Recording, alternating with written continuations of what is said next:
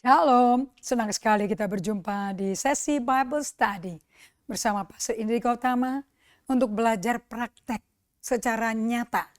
Belajar langsung, dilayani Yesus langsung. Bukankah Anda spesial dan saya juga? Yesus sendiri loh yang melayani, makanya kita merayakan Natal. Begitu empati Yesus sama kita sampai dia mesti menjadi manusia. Lahir dengan cara manusia untuk bisa merasakan manusia Allah itu seperti apa sih. Dibandingkan kita semua yang lahir sudah dibentuk dalam dosa. So perjumpaan dengan Yesus tentunya membawa suatu perbedaan yang drastis dalam kehidupan Anda dan saya. Oleh sebab itu, pelajaran ini yang berbasis pada buku Peter Scazzero, Emotionally Healthy Spirituality, Emotionally Healthy Relationship menghasilkan Emotionally Healthy Discipleship, akan menghasilkan dalam hidup Anda, karena kerja kuasa tangan Tuhan, menjadi murid Kristus yang dimuridkan Yesus langsung, bukan oleh program gereja. Oke? So saya mau sambut semua teman-teman yang sudah bergabung saat ini. Tentu saya menghargai Anda semua yang sudah bergabung dan dari minggu lalu, dari hari Sabtu yang lalu. Karena Anda semua lagi excited, lagi sibuk shopping, mendandani rumah dengan pohon Natal. Bungkus-bungkus kado untuk taruh di bawah pohon Natal itu menjadi surprises. Mungkin bagi anak Anda yang mungkin masih kecil-kecil, atau cucu-cucu Anda yang masih kecil, dan juga orang tua teman-teman pada sibuk shopping. Pasti banyak sale ya di toko-toko ya, membuat lebih exciting lagi.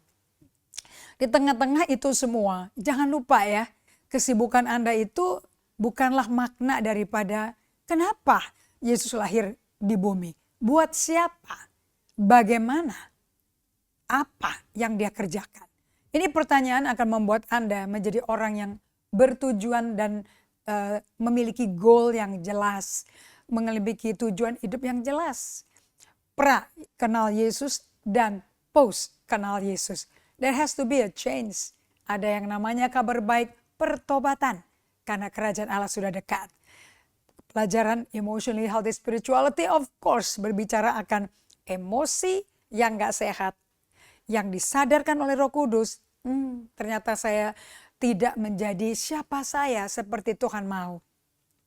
Saya pakai penampilan-penampilan yang keren, yang kece untuk mencari perhatian orang tertarik ke saya. Apakah tertarik ke Yesusmu?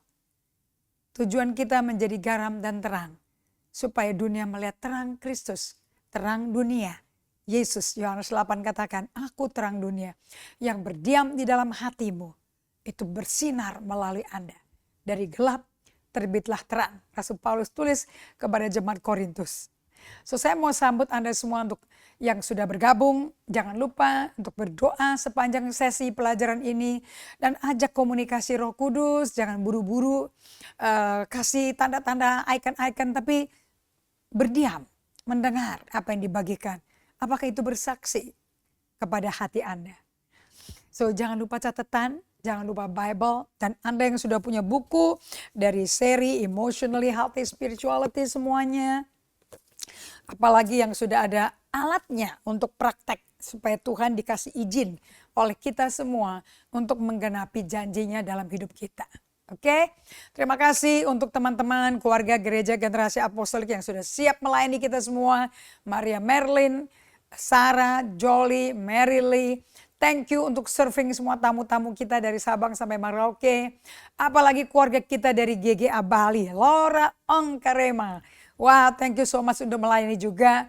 Dan saya juga menyambut Laura dan teman-teman dari Bali yang datang ke Jakarta menghadiri Natal bersama di Jakarta, di Gereja Generasi Apostolik di Kuningan Place, di Eagle Auditorium. Jangan lupa Anda pun saya undang. Desember 18 hari Minggu jam 5 sore. Namun kami memulai lebih dini jam 4 sore supaya kita ada makan bersama, Christmas dinner bersama dengan teman-teman Anda. Mungkin ada saudara Anda yang kesepian, gak tahu mesti ngapain, malas kemana-mana dan pasti pesimis.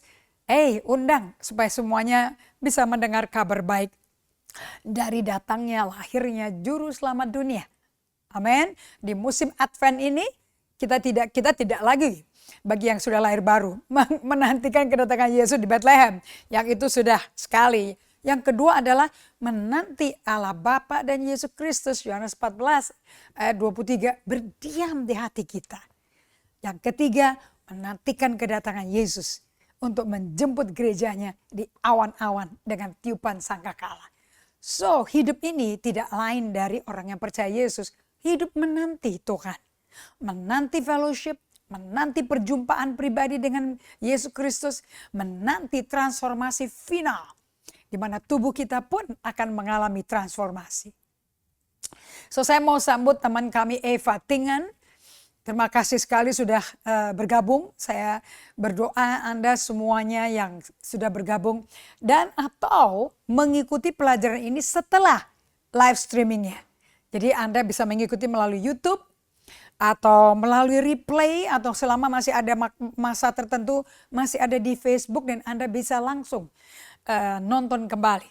Right? Nah, saya mau sambut Saudari Eva Tingan, Bapak Pendeta David Supendi, dan Siahaan Slalom dari Ruteng. Thank you ya Pak David Supendi, senang sekali dikunjungi loh. Walaupun kita nggak ketemu secara fisik dalam mimbar pelayanan, tapi saya bisa membangun hubungan dengan Anda tuh, ini betul-betul kasih Kristus. Oke, Anda menjadi teman saya jadi teman Anda. That's a blessing. Sebab saya punya keluarga di Ruteng. Selamat melayani ya, jangan nyerah, jangan putus asa, apapun situasinya, datang ke Tuhan Yesus. Dan juga thank you so much Linda dari Labuan Bajo. Saya berdoa semua opportunity, tamu-tamu yang datang mencari Linda untuk investasi kali ini akan datang kepada Linda dan membuat deal yang sukses untuk kemuliaan nama Tuhan ya Lin ya. Thank you untuk Puji, minta Rahayu Sastro di Wirjo. Shalom, terima kasih sudah bergabung. Boleh tahu dari kota mana? Terima kasih sekali Anda yang sudah menyapa dan bikin komentar. Bapak Saudara Haryana Johan dari Bandung. Shalom, apa kabar Bandung? Terima kasih. Ini pelajaran untuk membuat Anda bisa mengalami kesehatan emosi dan dewasa rohani oleh Yesus langsung intervensinya. Juga Pak Teguh Suprijanto, thank you ya. Bapak yang dari Sidoarjo kalau nggak salah ya. Alright. Halo Pak Martin Pinatik, thank you so much untuk setia menjadi pembelajar firman bersama-sama saya. Apa yang saya bagikan saya juga lagi belajar. Belum mencapai, seperti Paulus katakan. Aku tidak menganggap aku sudah mencapai loh. Enggak, sampai satu hal yang kulakukan. Aku mengalihkan perhatianku kepada panggilan surgawi, yaitu Yesus Kristus. Di situ kita diubahkan serupa gambar rupa Kristus. And itu tujuan pemuritan. Kita ditransformasi menjadi serupa Kristus seperti desain awal, right? Thank you untuk Inga yang juga melayani teman-teman dari luar kota. Juliana Mamangket, thank you so much Ibu Juliana sudah bergabung. Pak Martin, selalu diberkati ya. Saudari Ria Mokhtar, terima kasih sudah join, bisa kasih tahu dari kota mana. Dan Frida Manopo Moko Suli, wow, salam kenal. Luar biasa, ini sudah bergabung. Merdina Pakat, shalom dari Batam. Wow, terima kasih sekali. Yakber Timothy Tonengan, shalom. Thank you sudah ikut bergabung untuk belajar. Saya berdoa Anda hang in there sampai pengajaran yang slide terakhir. Anda tetap setia, tidak ganti-ganti channel. Terima kasih untuk Marice Sitanggang. Salam kenal juga Marice. Terima kasih untuk Dino Gerda Wahani. Oh, thank you Dino untuk sudah kembali setia belajar. Halo Ibu Feni Ong, Ibu Teresa Meles. Terima kasih sekali. Betul, semua itu Mary Inge Jolly yang melayani kita semua. Oke Lowing. Hey, hai Jemima, hai Levi dari Bali. Thank you for joining. Natalia Ismawan, thank you juga. Miss May Sondak, tentu namanya dari Manado.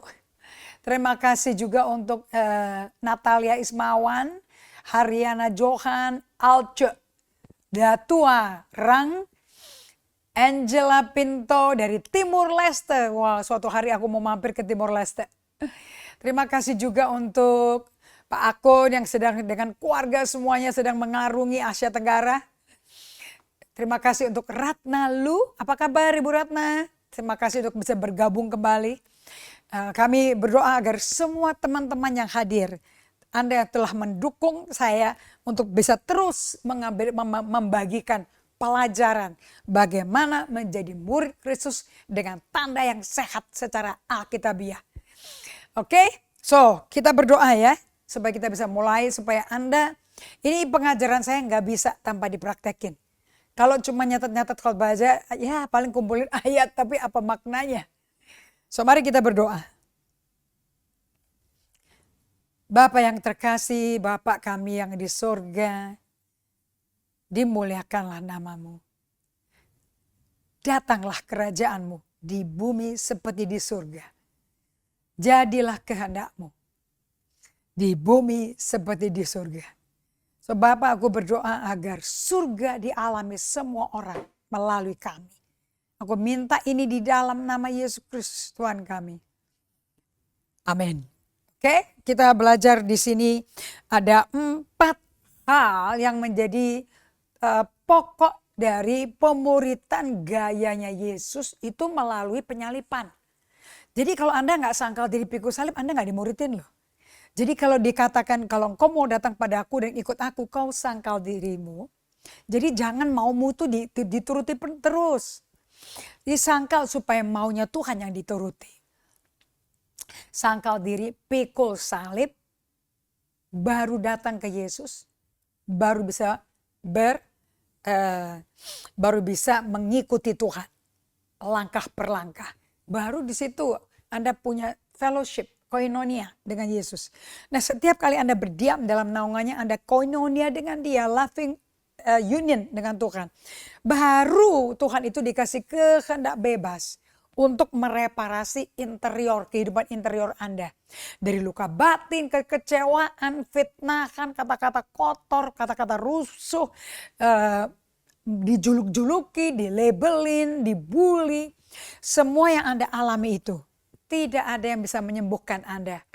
Tidak ada orang bisa mendapat obat untuk menyembuhkan luka batin itu. Gak ada.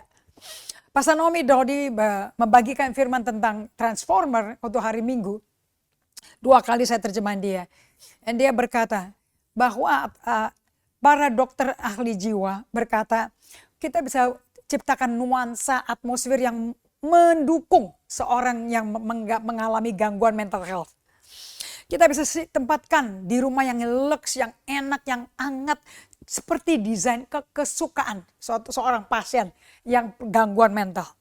Itu tetap nggak, dokternya bilang nggak bisa merubah perilaku kepribadiannya si orang yang gangguan jiwa ini. Tidak bisa. Betul dong, dengan manusia emang nggak bisa. Tapi dengan Tuhan pasti bisa. Sebab dengan Allah tidak ada yang terlalu sulit. Dengan Allah tidak ada yang mustahil. Nah, so saya mau kasih tahu pada Anda mau mengandalkan apa kata dokter atau apa kata Tuhan. Dokternya juga mesti percaya dan mengandalkan apa kata Tuhan. Nggak bisa enggak. Tentu kalau Anda perhatikan kembali, Yesaya 61 ayat 1-3. Itu khotbah pertamanya Yesus setelah keluar padang gurun loh. Dengan penuh kuat kuasanya. Dipenuhi Roh Kudus menuju padang gurun, dia coba iblis. Puluhan tahun dia keluar dari situ. Dia masih pengikut Kristus. Udah gak pakai bantuan-bantuan orang, ukuran-ukuran tertentu, gak ada. 100% Anda mengalami transformasi oleh Yesus sendiri. Nah, kita lagi belajar bagaimana pemuritan di gereja itu saat ini. Kenapa kok gak menghasilkan murid? Sebab gereja hanya menambahkan program ibadah, program doa. Jam ini doa ini, jam ini doa ini. Tapi full setting kayak ibadah hari Minggu. Ada puji-pujian, penyembahan, kolekte, ada firmannya. You know, all these things. Gak beda sama ibadah hari Minggu. Padahal kita gak hidup karena ibadah. Manusia gak hidup dari roti saja. Tapi setiap perkataan yang keluar dari mulut Allah Bapa. Berarti Anda mesti jadi pendengar yang baik. Karena suara Allah itu, 1 Raja-Raja 19 ayat 11 sampai 13. Seperti suara angin sepoi-sepoi. Nggak kedengeran apa-apa. Makanya kita berikan semua kehidupan kita itu kalau dipaketin secara digital, kita bisa ikutin, kita bisa rekam jejak-jejak perubahan perilaku step by step. Mungkin 5 hari, mungkin 7 hari, mungkin ada yang 2 hari, mungkin kalau sampai 1 hari itu ya mesti ada pertemuan seperti Rasul Paulus menuju ke Damaskus atau menuju ke Damsyik, boom, ketemu sama Yesus. Tanpa berjumpa dengan Yesus, Anda nggak bisa mengalami transformasi. Sebab Yesuslah transformernya. Nah, makanya dia rela menderita, mengambil kuasa daripada Roh Kudus bekerja di dalam kita, mengerjakan sesuai kehendak Allah dan segala kebutuhan kita sesuai ternyata dari kuasa Roh Kudus yang diikut sertakan untuk berjalan sama kita pagi, siang, dan malam, membuat Yesus hadirnya nyata. Semua itu karena Roh Kudus. Anda nggak bisa emosi sehat loh.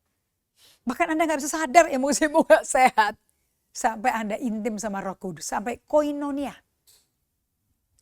So, kita ada 4 tanda-tanda ya. Kalau Anda itu sedang dimuridkan Yesus, langsung Yesus, dan menghasilkan karakter Kristus.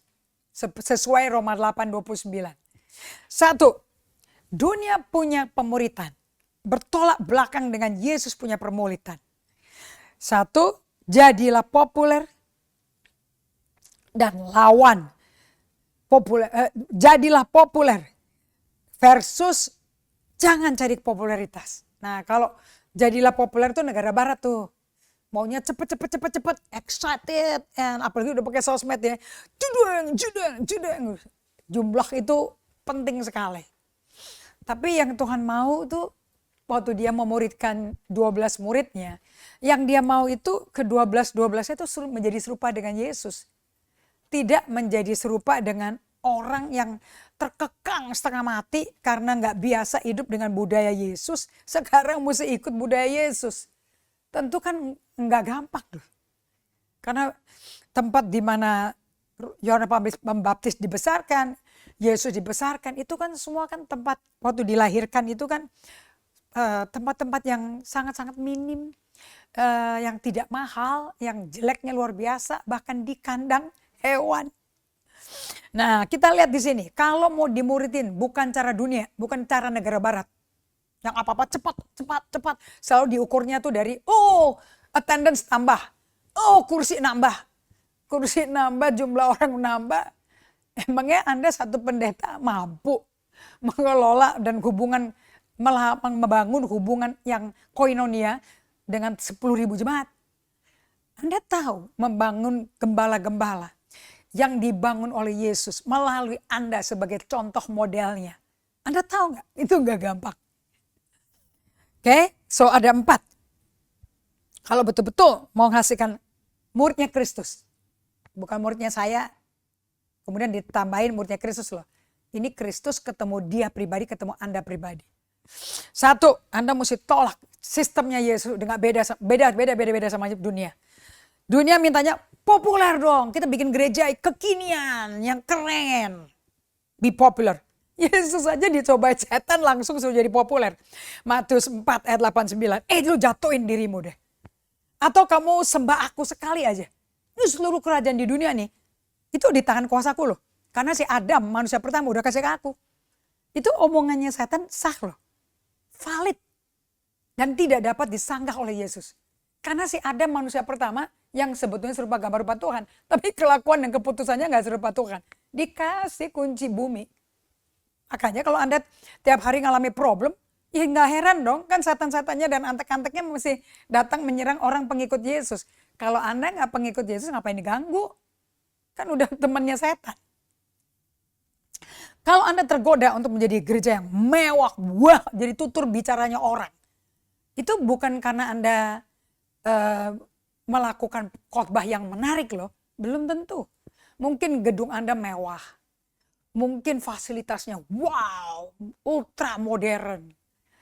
Kayak mungkin Andanya parlente keren. Sampai orang kagum dengan penampilan Anda sebagai lambang orang diberkati Tuhan. Kalau semuanya ketertariknya ke Anda, itu bahaya. Mereka nggak bisa lihat Yesus di Anda. Jangan kita curi kemuliaan Tuhan. Jangan kita yang dikenal orang, ini orang baik, ini orang hebat. Bukankah Rasul Paulus juga digituin di Kisah Para Rasul? Dia lagi jalan, ada seorang gendok perempuan teriak-teriak, ini dia hamba Allah yang maha tinggi. Dia betul-betul menegakkan kebenaran dan membagikan kebenaran. Setelah beberapa hari dikutitin terus si Paulusnya. Langsung dia stop dan dia berbalik dan menghadap si wanita, si gendok itu satu. Dan dia berkata, di dalam nama Yesus aku ikat roh tenung. Kalau bahasa Inggrisnya roh piton. Aku ikat dalam nama Yesus Kristus. Sampai tujuannya piton itu apa? Piton sama kobra, Anda tahu kan bedanya ya. Kalau piton itu mangsanya dililit dulu biar mati lemes. Kemudian ditelan hidup-hidup. Gitu loh. Kalau kobra lain, caplok langsung. Udah langsung instant death kalau itu. Kalau piton lain, disanjung-sanjung dulu sampai terlena, terkapar, kagum, merasa udah nyampe, ngangkat diri, udah gitu ditelan sama setan. Dipet, Paulus langsung, dalam nama Yesus roh tenung, keluar kau dari anak ini. Setannya keluar loh. Anak itu ikut Yesus, bertobat, tidak lagi kerja sebagai budaknya orang-orang tukang sihir yang cari uang melalui tenungnya nih anak perempuan. Wah, gara-gara itu, gara-gara pemasukan stop, karena si anak perempuannya udah bertobat. Anda mau tahu, Paulus digebukin, dimasukin penjara. Karena apa? Duitnya nggak ada lagi. Ini orang punya mata pencarian stop. Lihat tuh, Yesus aja dicobain. Masa Anda dan saya nggak dicobain? Makanya butuh waktu slowing down to be with Jesus. Mengurangi tempo untuk berada bersama Yesus. Untuk bercermin di Alkitab. Kalau manusia Yesus aja dicobain kayak gitu, masa aku nggak dicobain? Sama dong pasti. Kan Yesus menjadi model teladan. Sebagai manusia pengikut Kristus, hidupmu kayak apa? You don't say yes kepada setan punya tawaran, tapi say no. Dan ngomong no dengan sehat, dengan berani, tanpa ragu-ragu. Supaya Anda jangan pakai manusia palsu yang masih suka hawa nafsu dikipasin gitu loh. Oke? Kalau memuritan caranya Yesus, Anda tolak, reject popularity. Tolak dong popularitas. Yang kedua, minggu lalu kita udah masuk ini membahas ini, be great versus reject greatism. Ayo jadi mesti besar, kalau besar itu keren. Pasti berhasil, pasti Tuhan berkati. Banyak kursi, banyak orang itu diberkati. Really? Banyak biaya. Banyak pengeluaran. Kalau yang datang itu betul-betul mencari Yesus. Kalau mencari instan hiburan yang rohani, apakah mereka berubah jadi murid Kristus? Kita semua para hamba Tuhan harus menghasilkan murid Kristus, bukan pendengar sejati dari pendeta Indri, dari pendeta terkenal.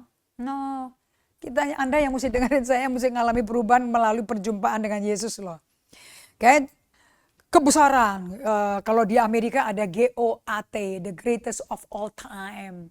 Basketball player. Waduh, saya nonton si Stephen Curry. Jago nggak luar biasa. Waduh, Anda mau tahu? Dia dikasih satu troli, 3 lapis bola basket. Dia shooting, ditulisnya Stephen Curry can shoot the ball from any angle. Stephen Curry, Anda kalau pemain basketball pasti tahu deh. Dia bisa lempar bola masuk keranjang ya, dari sudut manapun juga. Jarak kali ada selapangan ujung ke ujung, dari ring sampai tempat itu keranjang troli berada. Tahu nggak dia ngelemparnya, mukanya, palanya membelakangi keranjang. Dia nggak lihat keranjangnya, dus semuanya masuk. Amazing. Nah, you know dia dapat title apa? GOAT, greatest of all time. Gak ada. Ini udah kayak hero of America. Amerika kan pemuja sport. Sepak bola, apalagi tuh, basketball. Tentu Anda tahu dong, NBC, Lakers. Anda aja, berapa dari Anda pakai shortnya Lakers? Beli lagi. Warnanya kuning ungu, you know. Anda udah dandannya kayak si Kobe Bryant, dan dandannya kayak Michael Jordan. Tapi kita nggak main, kita nggak bisa syuting, dribblenya nggak bisa. Semua kepingin kelihatan dikoneksi dengan GOAT. Who is the greatest of all time in the world? Amerika kan hebat. Sport mereka itu internasional. Bukan skala negara bagian. Langsung internasional. Kelasnya hebat, marketingnya hebat sekali. Yang ketiga, kalau dunia berkata mesti sukses. Nanti lihat deh orang-orang yang God itu rumahnya berapa miliar, berapa kamar, berapa mobilnya, pesawat pribadinya berapa banyak. Kenapa kok sukses diasosiasikan dengan perkumpulan akumulasi barang-barang material? Tapi pribadinya kayak apa? Kehidupannya kayak apa? Kawin cerai, kasihan loh anak-anaknya. Gak tahu kapan bapaknya muncul, gak tahu mamanya yang mana lagi, ganti-ganti terus. Is that success? Yang keempat, nah ini kita akan masuk ke tempat ini. Pemuritan yang betul-betul sesuai dengan Yesus, pasti pemuritan yang memeluk penderitaan dan kesengsaraan dan kegagalan. Nggak ada orang mau besar, menjadi yang terbesar di kerajaan Allah tanpa kegagalan. Kenapa kegagalan? Ya ini kita akan bahas di sini. Itulah kegagalan. Karena kita kan masih pakai manusia lama. Right? So, hati-hati Anda masuk dalam pencobaan iblis di mana nilai diri kita sebagai hamba Tuhan atau pengusaha Kristen disamakan dengan kesuksesan kita di dalam pelayanan dan kepemimpinan. Dia punya leader ada 150 loh. Cabang kampus gerejanya di mana-mana loh. Satu kampus itu 7.000 jemaat. Itu sukses tuh. Tapi yang mimpin cuma satu orang. Oke. Pelayanannya hebat, malah sudah mendunia. Oke. Banyak kan anak-anak yang di Jakarta, Anda karena kan cuma Kristen hari Minggu. Nah, di hari lain Anda tinggal shopping aja tuh di internet, di YouTube. Semua hamba Tuhan terkenal di Amerika, aliran baptis, injili, yang pintar sekali menyampaikan dinamika penyampaiannya, penampilannya, gaya dandanannya, topik-topik yang motivate kalian. Nggak bisa gagal loh, pasti menang, pasti kuat. Enggak sih, ternyata Yesus itu memeluk yang namanya penderitaan.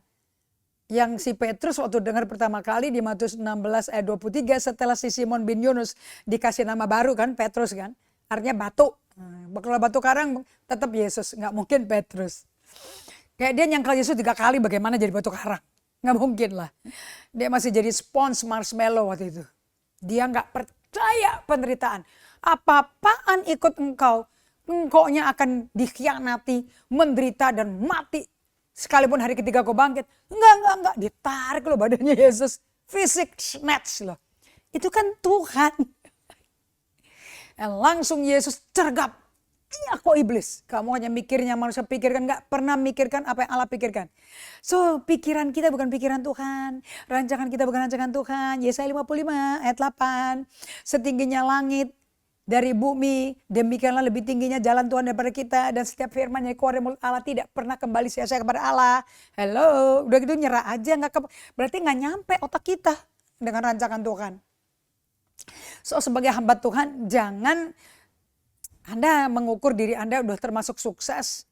Public figure yang terkenal, itu karena pelayanan kepemimpinan Anda itu udah seperti orang dunia. Besar, mewah, keren, jumlahnya banyak, hati-hati. Ingat ya, kita itu adalah who we are. As sons and daughter of God in Christ is not the same as what we do for God. Oke. Hati-hati masuk dalam pencobaan iblis di mana nilai diri kita, nilai Anda sebagai hamba Tuhan disamain dengan kesuksesan. What we do. Kesuksesan ini what we do. Kesuksesan pelayanan, kepemimpinan. Who we are as son or daughter of God in Christ Jesus is not the same as what we do. Pencobaan Satan ke Tuhan Yesus di padang gurun berputar di sekitar kesuksesan. Sembah aku sekali aja deh. Seluruh kerajaan di bumi ini aku kasih ke engkau. Instant success, just cium Satan. Satan nyium Yesus loh di Getsemani.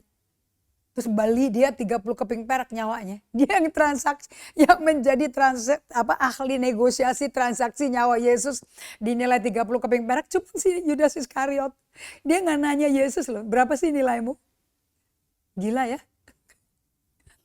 Tawaran Satan kepada Yesus, kesuksesan kilat. Matius 4 ayat 8 dan 9. Nah, Saya tutup kan minggu lalu ya. Setan berkata, kamu sembah aku aja, cium aku. Lick my foot, man. I give you everything.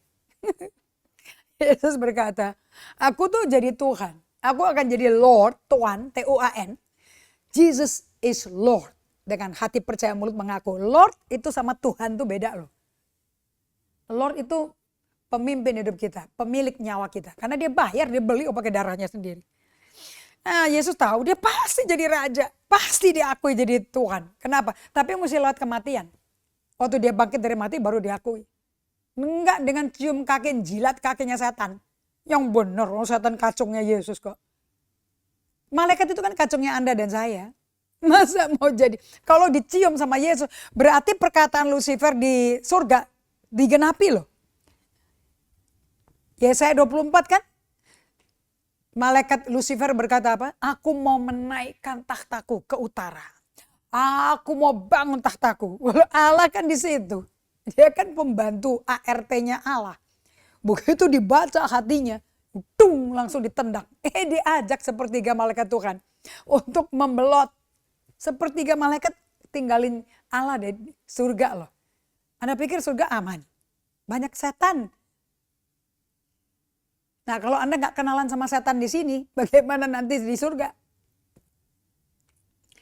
Dan surga yang baru, Yerusalem baru kan belum turun. Nanti kita kan pakai surga yang sekarang.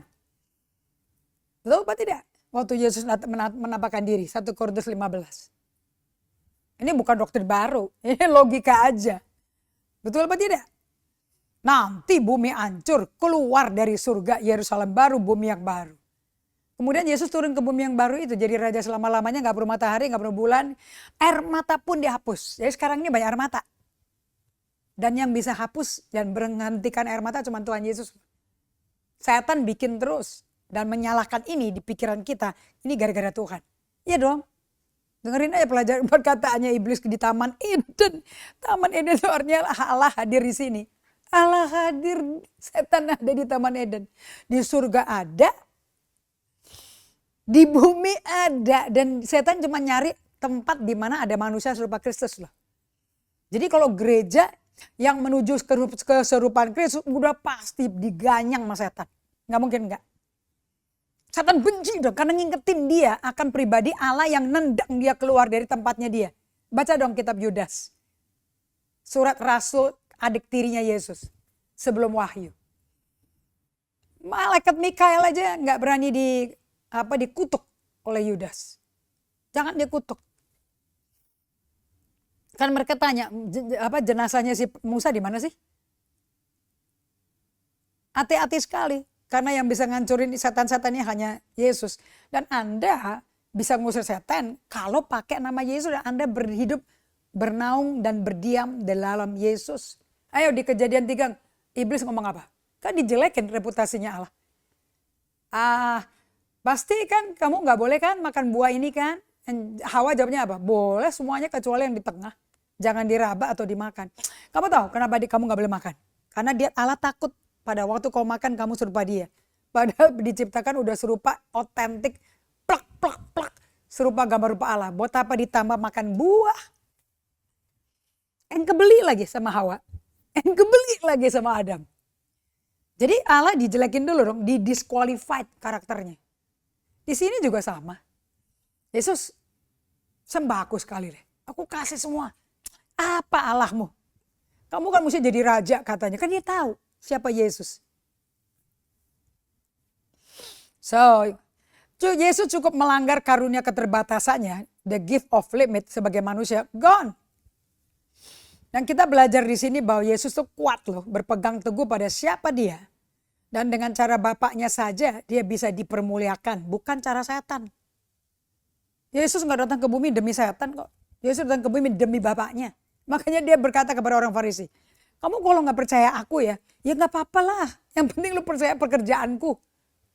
The work that I do. Itu adalah kerjaan Bapakku. Bukan maunya gue. So, seorang teologi ahli teologi namanya Frederick Dale Bruner. Nanti ada fasar tertentu yang bicara mengenai the gift of limit yang kita perlu peluk. So, kita sekarang masuk kepada pernyataan dari seorang, ini saya lagi ngikutin nih pelajaran dia ada di YouTube ya. Anda kalau mau ngikutin dia bisa loh. Ya. What do you call it? Frederick Dale Bruner. Ini benar-benar nohok apa yang ditulis di sini. Dia describe, okay, we will sometimes do absolutely anything to keep our work from failing. Kita berjuang loh. Jangan sampai gagal, jangan sampai salah, jangan sampai kelihatan orang ada catatnya. But the moment we do absolutely anything to keep our work from God from failing, Anda jagain sendiri kerjaan itu bagi Tuhan. Itu kerja buat Tuhan, tapi Anda yang kerja keras banting tulang supaya jangan sampai gagal. Perhitungannya udah hati-hati ya, presisi ya, nggak bisa gagal. Saya pakai kekuatan sendiri ya. We have made our work as God's work. Kita bikin pekerjaan kita sendiri, inisiatif dewek, manusiawi, menjadi kita akui sebagai pekerjaan Tuhan. And what do? You worship Satan. Semua yang keluar dari kedagingan kita, Satan. Karena itu untuk, nanti lihat deh, rasanya setelah kerja, rasanya kepingin apa? Kepingin dihargai, kepingin tanya, bagaimana tadi kerjaannya, bagaimana tadi khotbahnya, bagus nggak, bagus nggak? Itu kan cara Satan bekerja. Sejak kapan firman Tuhan bagus dan membuat Anda terkenal?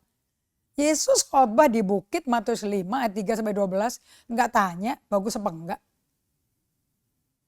Sama sekali.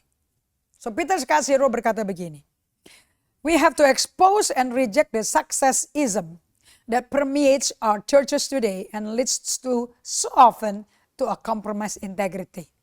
Kita harus menelanjangi dan menolak segala aliran kesuksesan yang merembes permeat itu nembus loh, kayak kertas tuh dimasukin gitu loh. Menembus, udah meresap di gereja-gereja di dunia saat ini dan membawa gereja itu memiliki pendetanya dan jemaatnya dan pemimpinnya orang-orang manusia yang kompromi integritasnya. Ingat ya, bukan setiap undangan adalah peluang dari Tuhan untuk ekspansi pekerjaan Tuhan loh. Wah, gue diundang kemari loh. Wah, gue diundang kemari loh. Itu untuk ekspansi kerajaan surga atau untuk bikin Anda tenar. Saya sangat bersyukur loh dengan waktu saya mulai pelayanan menjadi gembala, mendirikan gereja. Saya tuh stop keliling Indonesia.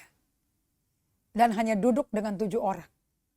Karena Tuhan tanya, hasil buah pelayananmu mana? Kalau kamu cuma tenar sebagai pengkhotbah, buahnya mana? Kalau Anda lihat gereja kami saat ini, tiap minggu ada satu persatu yang bersaksi. Dan kesaksian satu orang bisa berkali-kali. Kenapa? Karena transformasi kehidupan itu suatu journey, suatu perjalanan. It's not one time thing. Kayak ada hadir di kelas apa, udah kelar kelasnya, aku udah ikut. Berarti kamu berubah? Enggak, cuma nambah pengetahuan di kepala kan. Kalau sampai hafal, sampai paham ya Anda gede kepala lah, sombong. Terus mulai ngajar kiri kanan. Hati-hati loh ngajar kiri kanan. Yang diajar itu ngelihat nggak apa yang Anda ajarin menjadi diri Anda sendiri. Kalau Yesus kan ngomong sama kehidupan sehari-hari dan kelakuan dan karakternya kan sama. Bahkan semua orang di Kisah Rasul 4, semua orang yang melihat Yohanes dan Petrus keluar dari penjara gara-gara pakai nama Yesus menyembuhkan orang lumpuh 38 tahun di bukit di pintu gerbang Bait Allah, pintu gerbang indah. Terus waktu orang lumpuhnya itu jalan, lompat-lompat. Kemudian mereka lepas oleh malaikat Tuhan, keluar dari penjara dengan kuasa malaikat. Terus diketemukan orang bukannya tambah kabur, menyembunyikan diri, malah khotbah di belakang di muka umum. Terus orang Farisi sama Taurat berkata, itu bukannya kita penjara kemarin malam ya? Kok udah keluar? Terus mereka tambah takut, siapa yang ngeluarin dah? Dan mereka berkata, kita lihat ya, kita perceive. They have been with Jesus. Ini orang-orang yang selama ini sudah dengan Yesus. Kalau saya terjemahin, sudah berada bersama Yesus. Jadi kita bergaul sama Tuhan sama nggak kelihatan. Yaitu kalau bergaul ya karaktermu. Itu being with God di nomor satunya. Lebih penting daripada what you do. Hati-hati. Undangan kiri kanan bikin Anda sibuk. Tapi nggak bikin Anda lebih dekat sama Tuhan. So, tandanya kita ikuti aliran suksesisme atau enggak Anda bergumul dan berjuang untuk kesuksesan yang cocok dengan definisi dunia. Wah, aku mesti begini, aku mesti punya berapa cabang. Saya bersyukur ada 3 gereja yang kami layani saat ini. Karena jemaat kami juga di BSD juga cukup banyak. Dan mereka itu tempat yang sangat banyak jiwa-jiwa ya. Yang perlu dimuridkan dan dimenangkan. Dan terus di Bali, akibatnya saya nggak bisa kemana-mana kan. Mau diundang gereja lain juga susah, habis waktunya.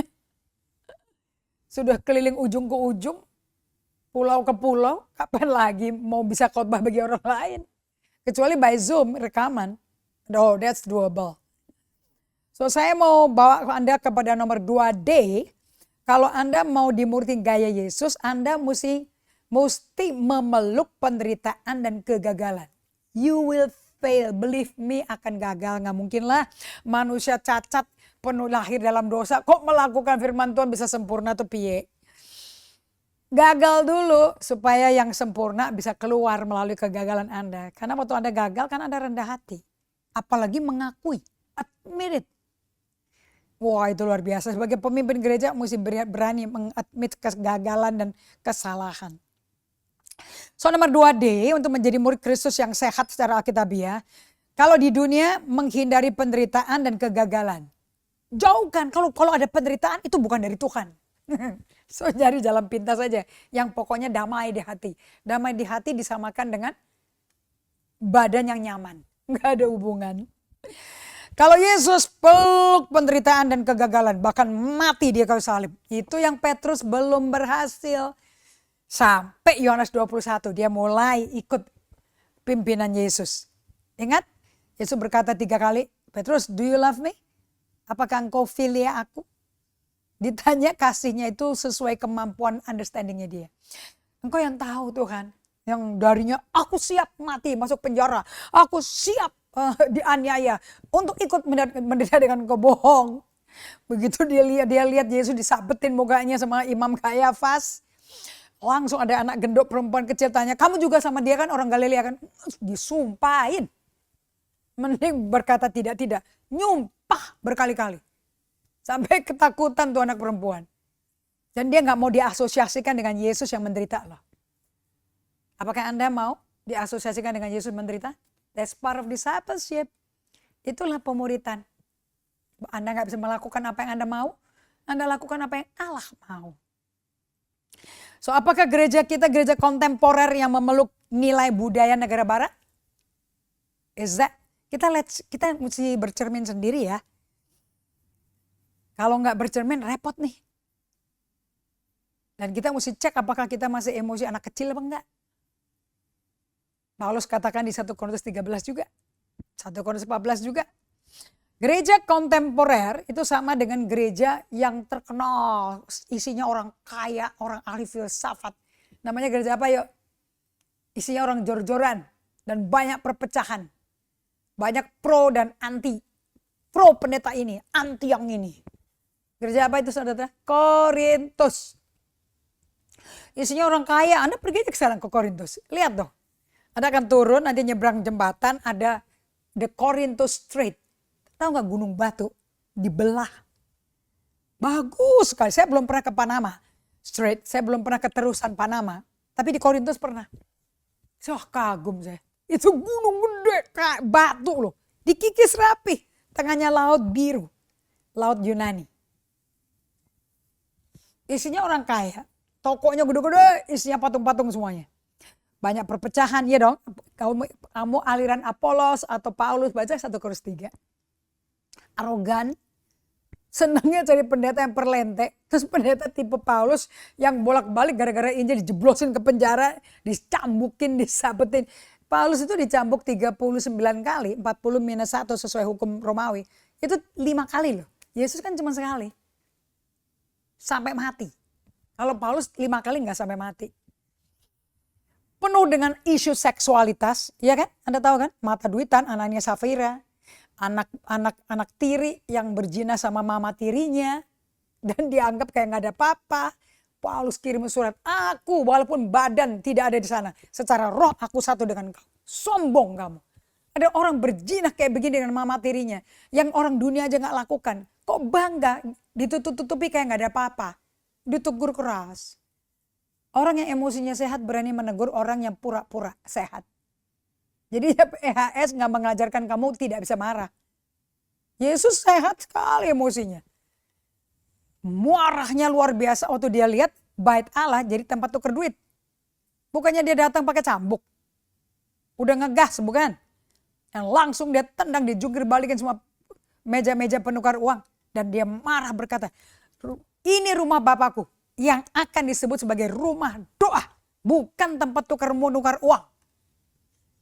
Kamu bikin a den of robbers. Kamu bikin jadi tempat kandang perampok loh.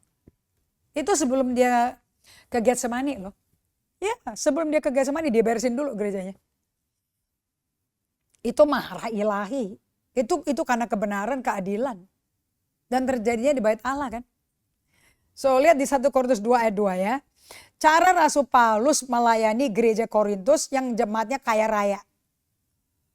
Isinya orang-orang kaya, orang-orang intelek, penukarnya. Tapi penukarnya Roh Kudus ini yang saya kagum nih. Jadi saya rasa sengaja ya. Tuhan izinkan dia bagikan gereja ini. Karena banyak sekali para pendeta yang ngangkat-ngangkat pendoa syafaat di gerejanya. Dan menganggap ibu rohani, guru rohani, nabi, in-house prophet. Karena dia kalau doa suka dapat penglihatan. Langsung dikasih jabatan senior. Ini dibawa oleh Rasul Paulus, kondisi jemaat Korintus. Untuk kasih tahu ke kita. Karena Roh Kudus nggak ada hubungannya sama kedewasaan rohani. Tidak ada hubungannya dengan rohani yang sehat. Nggak ada. Karena Roh Kudus bekerja buat bayi juga, rohani juga bayi. Juga bisa kalau perlu buat. Anak kecil kan bisa nengking setan. Pakai nama Yesus, asal lahir baru. So cara Rasul Paulus melayani gereja yang jemaatnya kaya raya. Isinya dan orangnya intelek, penuh karunia Roh Kudus. Tapi perpecahan, berbudaya duniawi. Merendahkan orang kecil, menganggap hina orang yatim piatu, janda-janda miskin. Memperlakukan sesama semena-mena. Nah, lihat 1 Korintus 2:2. Nih, saya dapatnya dari sini. Sebab aku telah memutuskan untuk gak mengetahui apa-apa ya di antara kamu selain Yesus Kristus. Yaitu dia yang disalibkan.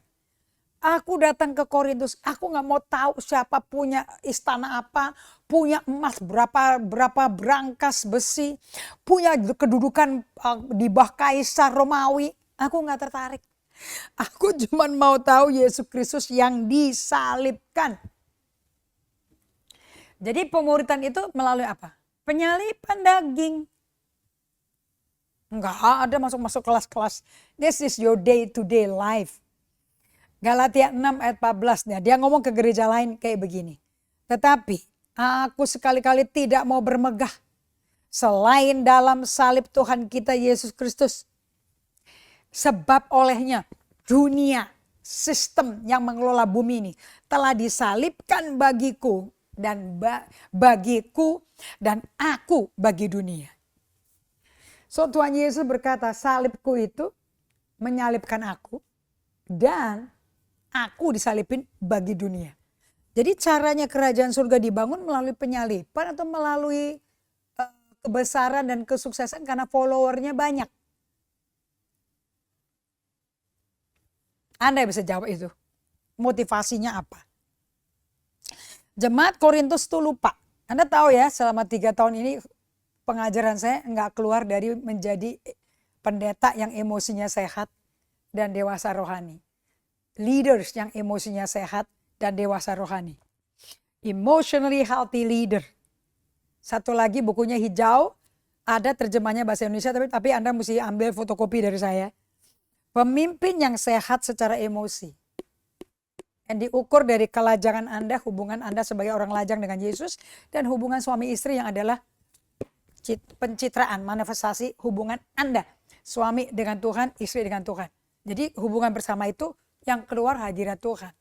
Dan kalau nggak terjadi di pernikahan di rumah, sulit menggembalakan jemaat. Because you don't have relationship with Jesus. Dan itu butuh penderitaan. Penyalipan. Yesus aja muridin pakai penyalipan kok. So, seperti jemaat Korintus, gereja kita apakah seperti modelnya kayak begini? Yang lupa, orang jemaat Korintus yang lupa bahwa mereka itu menerima panggilan untuk memeluk kelemahan dan penderitaan. Dan tidak hidup dalam penyangkalan diri atau melarikan diri dari realita-realita yang menyakitkan di sekeliling Anda. Ada problem begitu. Seperti tetangga Anda mengalami COVID. Kalau Anda bantu, Anda persentasenya terpapar COVID sih gede sih. Apakah Anda bantu orang-orang yang sedang mengalami COVID? Turun tangan, kasih obat, kirim makanan, kirimin dokter. Kalau sudah manula sendirian tinggalnya, apakah Anda peduli tetangga Anda? Atau Anda mau bentengin diri Anda supaya anti peluru COVID? Sehingga Anda selamanya sehat sendiri? Atau Anda mau bayar harga sebagai utusan Kristus? Well, saya juga terpapar. Saya melayani orang yang mau meninggal karena stadium 4 kanker. Ternyata anaknya yang bolak-balik ke rumah sakit terpapar COVID, kita nggak ada yang tahu. Dan kita doa di rumahnya tanpa masker. Padahal yang sakit pakai masker dan saya terpapar. Tapi nggak apa-apa, kita tetap melayani melalui Zoom. Karena bagi Bapak itu baru pertama kali tuh ngalami Yesus. Dan baru pertama kali mulai dengan Alkitab. Zoom itu berkat Tuhan yang luar biasa di masa pandemi. Berkat Tuhan luar biasa. Itu benar-benar intervensi Tuhan tuh. Pakai orang dunia yang otaknya cespleng. Tapi yang diberkati adalah firman, kabar baik tetap disebarkan. So, kalau Anda kayak orang Korintus, Anda lupa, Anda mesti memeluk kelemahan Anda dan penderitaan Anda. Tidak hidup dalam penyangkalan diri, denial, atau melarikan diri dari kenyataan-kenyataan orang menderita sakit sekitarnya. Anda nggak mau keluar duit buat tetangga, Anda nggak mau takut kena terpapar COVID. Jadi sterilisasi aja deh, manusia steril. Ya Anda nggak cocok jadi pengikut Kristus. Yesus berjalan kok keliling-keliling dengan orang sakit. Korintus adalah kota terkaya di Yunani dan kota terbesar di bawah kekaisaran Romawi di abad pertama. Kalau mau dibandingin saat ini kota Korintus itu sehebat New York City. Anda bisa lihat Times Square, Anda bisa lihat Fifth Avenue, Anda bisa melihat semua yang the greatest pusat perdagangan saham di Wall Street. Di Wall Street, tempat pemerintahan, lihat World Trade Center. Negara yang lambang itu, negara liberty. Korintus sehebat New York, sehebat Los Angeles di California. So sebagai pengajaran supaya Anda tahu backgroundnya Korintus kayak apa ya, supaya ngerti pakai ayatnya gimana. Dan disitu kan banyak guru palsu yang perlente-perlente kata Paulus. Ngomongnya fasih sekali, rapi, cantik, kosakatanya tepat, proper. Paulus berkata, kalau aku doilah perkataanku ceplas-ceplos, tapi yang penting ada kuasa Roh Kudus. Aku gak cantik kayak kalian loh. Akibatnya orang Korintus meninggalkan Paulus, meninggalkan pelajaran doktrinnya, doktrin Injil Yesus Kristus, dan ikutin guru palsu yang manis luar biasa. Keren, perlente, beda sama Paulus. So jemaat Korintus adalah jemaat yang terdidik, kaya raya, giat laginya melayani Tuhan. Penuh karunia Roh Kudus. Tapi jemaat bermasalah. Are you sure jumlah banyak gak ada masalah? Penuh perpecahan, penuh kesombongan, arogan, amit-amit. Perlakuan sesama terhadap sesama tanpa kasih, kompromi dengan budaya dunia. Seksualitas yang kacau, baik yang lajang maupun yang kawin. Baca deh 1 Korintus 1 sampai pasal 15. Masuk 2 Korintus 1 dan akhirnya. Sebab aku telah memutuskan, kata Paulus 1 Korintus 2:2. Aku udah putusin, wah ini determinasi loh nih. Untuk tidak mengetahui apa-apa di antara kamu selain Yesus Kristus. Yaitu dia yang disalibkan. Jadi yang dibanggain apa oleh Paulus? Yesus yang disalibkan, di crucified Christ. Bukannya mujizat mata buta melihat, kusta tahir, lumpuh berjalan, orang gila normal kembali di Gedara, anak ibu Syro-Fenisia sembuh total tanpa disentuh Yesus. Kalau kita kan fokusnya ke situ. Paulus fokusnya kayak kamu mesti dengar Yesus disalibin. Nah, inilah perspektifnya Rasul Paulus tentang kepemimpinan gereja. Anda belajar ya, karena dia niru Yesus. Kepemimpinan gereja Tuhan, bagaimana bangun relasi dengan sesama, dengan diri Anda dan dengan Tuhan. By the way, ini 3 hubungan, ini aja yang kita mesti perhatikan. Kalau Anda dekat sama Tuhan, day by day, Anda ibadah harian setiap hari, pagi dan sore.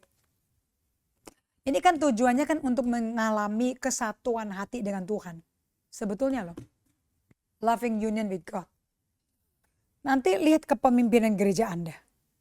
Itu refleksi siapa Anda. Bagaimana bangun relasi dengan diri Anda, karena hubungan dengan Tuhan, akibatnya Anda sadar diri, jadi punya hubungan dengan diri. Akibatnya punya hubungan dengan sesama. Kemampuan membedakan roh, gaya leadershipmu, bagaimana relationship Anda, kemampuan discerning of spirit, pengetahuan membedakan roh, dan bagaimana perspektifnya Paulus tentang gerejanya Yesus. Kepemimpinan gereja Yesus, gerejanya itu sendiri. Dan jawaban Rasul Paulus kepada jemaat yang mempertanyakan kepemimpinan Rasul Paulus dan melihat kelemahannya, dicatat tuh kelemahannya. Kita akan bagikan ya di hari Sabtu. Nah, kita akan masuk ke 2 Korintus 10 ayat 12 sampai 18. Satu screen isinya ayat, dan kita akan dissect, kita akan menyelami dan izinkan Roh Kudus ngomong melalui firman ini.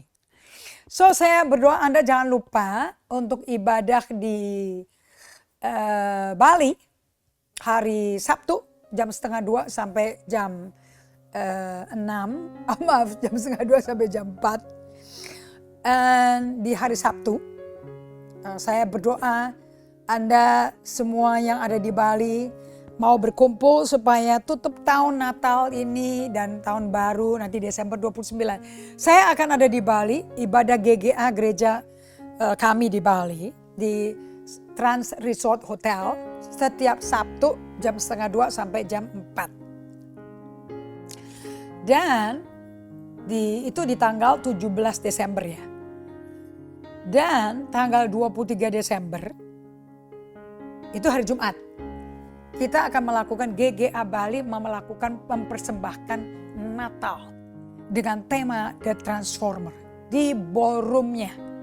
Kalau ibadah mingguannya di ruang boardroom 2 dan 3. Kalau ibadah Natalnya, perayaan Natal, kita dinner bersama-sama dulu. Ini dinernya duduk ya. Jadi sambil dinner, jet lag kita udah mulai acara. So ini bukan buffet. So Anda akan duduk satu meja dengan keluarga Anda. Dengan teman-teman Anda yang butuh Yesus. Mari ajak semuanya. Desember 23 di ballroom Trans Resort Hotel jam 7 malam. Karena Anda semua masih ada yang ke kantor. Jam 7 malam. Supaya Anda datang tenang untuk makan bersama keluarga dan mendengarkan kabar baik. Oke? Itu jam 7 sampai selesai dengan kami tim GGA dari Jakarta datang melayani keluarga kami yang ada di Bali. Dan kami Jumat Bali juga akan melayani Anda semua tamu-tamu yang akan hadir. Right? Dan jangan lupa di Jakarta perayaan Natalnya tuh hari Minggu Desember tanggal 18. So ada perayaan ibadah Desember 17 di Trans Resort Hotel jam 1:30 sampai jam 4. Terus ibadah Natalnya di GGA Bali Desember 23. Kemudian kalau Natal di Jakarta itu BSD, Gereja Generasi Apostolik BSD dan Kuningan Place bergabung. Di Kuningan Place di Eagle Auditorium. Kita akan ibadah Natal dimulai dengan dinner bersama, oke? Dengan fellowship dinner yang bersama-sama merayakan Natal suasana keluarga Tuhan. Mulai jam 4 sore sampai selesai. Ini bagus sekali presentasi dari anak-anak Tuhan. Volunteer dan full timer mempersembahkan bagi kemuliaan nama Tuhan. Di Transformer. Jangan lupa kita berjumpa kembali Sabtu di Bible Study kita. Dan jam 11 sampai jam 12 Jakarta. Kalau di Bali jam 12 WITA ya, sampai jam 1. Kemudian Sabtu siang jam setengah 2 sampai jam 4 ibadah Gereja Generasi Apostolik Bali. Dan Natal di Jakarta 18 Desember di Transformer di Jakarta. 18 Desember hari Minggu tuh. Kalau di Bali Desember 23 hari Jumat. Sampai kita jumpa kembali, jangan lupa kontak kantor kami untuk keterangan yang lebih jelas. Dan juga miliki buku-buku yang akan membuat Anda dimuritin Tuhan langsung. Emotionally Healthy Spirituality. Komplit dengan setnya Call Life Bookstore. Anda bisa kontak dan akan diarahkan bagaimana mengalami Tuhan. Dari Bible Study kami, Tuhan berkati.